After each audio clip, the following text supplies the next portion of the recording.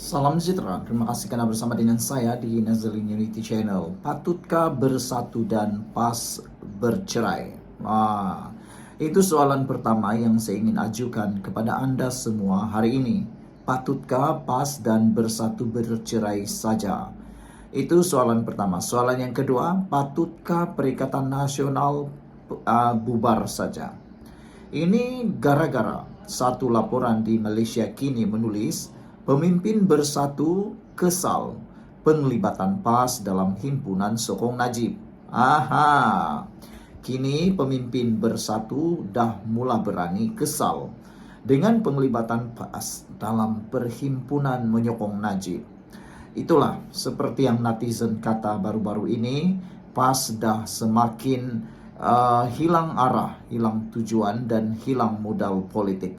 Kalau dulu mereka hentam Anwar Ibrahim dengan pelbagai isu tentang kemajuan Malaysia, kononnya gagal membangun Malaysia, semua itu tidak mampu diguna lagi. Kini mereka PAS mengikut pula jejak untuk menyokong solidariti Najib. Tetapi rupa-rupanya perkara itu tidaklah mendapat restu sepenuhnya daripada pemimpin bersatu. Kita tahu bersatu dan PAS mungkin boleh bila-bila waktu saja bercerai. Dan tiada yang mustahil sekiranya bersatu menyertai kerajaan perpaduan. Lebih mungkin kerajaan menerima ataupun bersatu bersama dengan kerajaan perpaduan pimpinan Anwar Ibrahim daripada PAS. Kerana dalam kerajaan perpaduan sekarang ada DAP, yang mana sekarang ini tidak habis-habis diratib oleh PAS. Siang malam mereka menghentam DAP. Jadi sekarang ini yang lebih tidak mustahil untuk bersatu dengan kerajaan perpaduan ialah Parti Bersatu. Persoalan semula, patutkah bersatu meninggalkan PAS dan biarkan saja PAS bersama dengan walaun-walaun? Pemimpin bersatu kesal penglibatan PAS dalam himpunan sokong Najib. Jadi kalau PAS bergabung dengan Barisan Nasional, mampukah mereka membentuk kerajaan lalu bersatu menyertai kerajaan Anwar Ibrahim? Seorang pemimpin bersatu meluahkan rasa kecewa apabila PAS merancang mengadakan perhimpunan untuk menyokong bekas Perdana Menteri Najib Razak.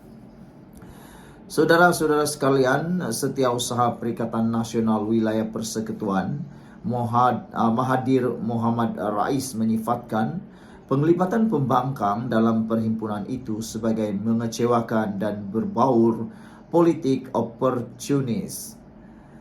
Perhimpunan ini melambangkan isu yang lebih besar dalam politik Malaysia. Pemimpin dari kedua-dua pihak, kerajaan dan pembangkang, lebih menumpukan kepada mengekalkan pengaruh daripada menangani kebimbangan rakyat, kata pemimpin bersatu itu. Rakyat hanya menjadi penonton dalam teater politik di mana golongan berkuasa saling melindungi antara satu sama lain tanpa mengira pihak mana mereka berada, katanya lagi. UMNO dan PAS baru-baru ini bersetuju mengadakan perhimpunan setia kawan untuk Najib pada 6 Januari di Mahkamah Rayuan Putrajaya. Perhimpunan ini berlangsung serentak dengan pendengaran mengenai titah tambahan diraja yang berkemungkinan membolehkan Najib menjalani baki hukuman penjara di rumah. Dalam memo dalamannya, Setiausaha Agung PAS Taqiyuddin Hassan meminta pemimpin parti itu menggerakkan ahli bagi menyertai perhimpunan itu. Ini merupakan kerjasama pertama antara PAS dan UMNO sejak 2022 apabila kedua-dua parti itu bekerjasama di bawah payung Muafakat Nasional. Bagaimanapun Mahathir berkata, perhimpunan tersebut menunjukkan bahawa kerajaan manapun pembangkang tidak berminat untuk menegakkan keadilan. Kes SRC Internasional sepatutnya menjadi titik perubahan, simbol harapan untuk sistem keadilan yang adil dan saksama. Sebaliknya, ia menjadi bahan jenaka kegagalan sistemik Malaysia. Kerajaan dan pembangkang gagal mengatasi permainan politik. Pengurangan hukuman Najib oleh kerajaan melemahkan badan kehakiman dan prinsip accountability, manakala perhimpunan pembangkang menunjukkan sikap hipokrit dan tidak konsisten mereka, katanya lagi. Najib sebelum ini dijatuhkan hukuman penjara 12 tahun dan denda 210 juta. Apabila komen Anda semua, saudara-saudara, tentang isu kali ini? Adakah Anda juga sependapat bahwa PAS dan Bersatu memang sudah tidak sehaluan lagi? Sekian dulu untuk kali ini. Jangan lupa tinggalkan komen Anda. Bye-bye. Salam sejahtera, terima kasih karena bersama dengan saya di Nazilin Unity Channel. Hari ini kita digemparkan dengan satu berita yang seakan-akan UMNO dan Perikatan Nasional sudah bergabung. Apa yang tak bergabungnya kalau mereka kini sepakat untuk bersolidariti untuk Najib? Cuma belum dengar saja cerita tentang Zahid Hamidi lah. Adakah Zahid Hamidi setuju atau tidak? Belum ada keluar daripada mulut beliau. Tetapi beberapa pemimpin besar UMNO, Barisan Nasional sudah mulai bersuara mahu menyertai solidarity tersebut. Oke, sebelum saya teruskan, Anda tolong komen dulu lah. Tinggalkan komen kamu, tinggalkan respon kamu. Adakah Himpunan Solidarity Najib itu akan berjaya? Adakah Himpunan Solidarity Najib itu akan menghimpunkan ratusan ribu orang? Karena Hasan Karim sebentar tadi dalam satu laporan menyatakan bahwa Anwar Ibrahim perlu berhati-hati. Kalau berjaya himpunan itu, maka kerajaan Madani ini akan goncang. Kata beliau, dia bandingkan dengan apa yang berlaku pada waktu Najib mau ditumbangkan dulu, himpunan itu menggemparkan dengan adanya Mahathir dan sebagainya. Selain daripada itu, ada juga yang mengatakan bahwa himpunan itu mungkin akan dihadiri ratusan ribu orang. Wow, luar biasa juga lah kan. Kamu setuju kah kalau ada ratusan ribu orang datang, atau adakah Anda rasa akan ada ratusan ribu atau hanya 100-200 ribu orang saja yang hadir? Selain itu, selain daripada itu yang lebih menarik lagi ialah apa yang saya terfikir tadi itu? Menurut anak Najib, dalam satu laporan kononnya ada ratusan bas daripada Pahang untuk turun ke Mahkamah Rayuan untuk mahu menunjukkan solidariti terhadap Najib. Jadi kamu rasalah kan ada berapa ratus ribu yang datang.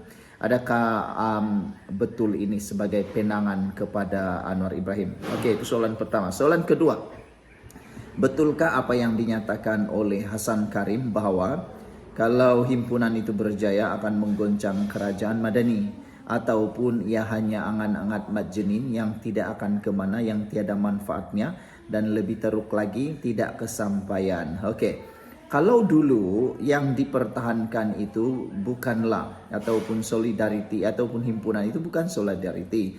Himpunan itu mau Najib diturunkan, bukannya mempertahankan orang yang sudah masuk penjara. Najib sudah masuk penjara. Jadi himpunan itu dikatakan bahwa akan menghimpunkan para penyokong UMNO dan PN, dan seruan berhimpun demi Najib ini dimohon dapat dilakukan. Dan UMNO PN diajak untuk melupakan sengketa. Soalan saya yang ketiga ialah, adakah UMNO dan PN boleh bekerja sama? UMNO dan PN boleh bekerja sama. Ada orang kata UMNO tak boleh bekerja sama dalam kerajaan perpaduan Madani karena ada DAP dan sebagainya. Apa pula pendapat kamu? Bolehkah UMNO bekerja sama dengan dalam PN, walaupun dalam PN itu ada PAS, ada Bersatu? Itu soalan paling kritikal. Baiklah. Dalam satu laporan di Malaysia kini, UMNO PN lupakan sengketa, seru berhimpun demi Najib.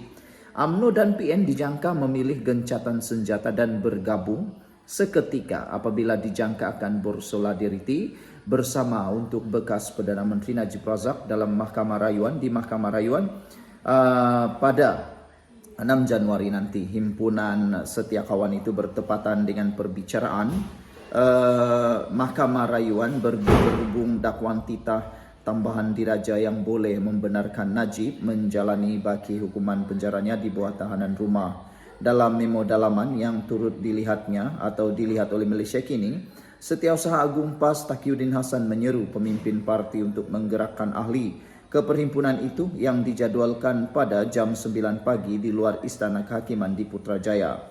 Sila pastikan ahli hadir untuk menghantar isyarat pada kerajaan Madani yang dipimpin oleh Perdana Menteri ke-10 tentang keluhuran Perlembagaan Persekutuan dan Kedaulatan Undang-Undang yang dituntut rakyat, katanya menerusi memo berkenaan. Okeylah saudara, seorang juga sumber berkata, pentadbiran PAS mengesahkan bahawa kepada Malaysia kini kesahihan memo itu dan memberi jaminan ahli parti akan menyertai perhimpunan itu. Saudara-saudara sekalian, betulkah Najib akan dapat apa yang dia mau? Sekian dulu, kita jumpa lagi.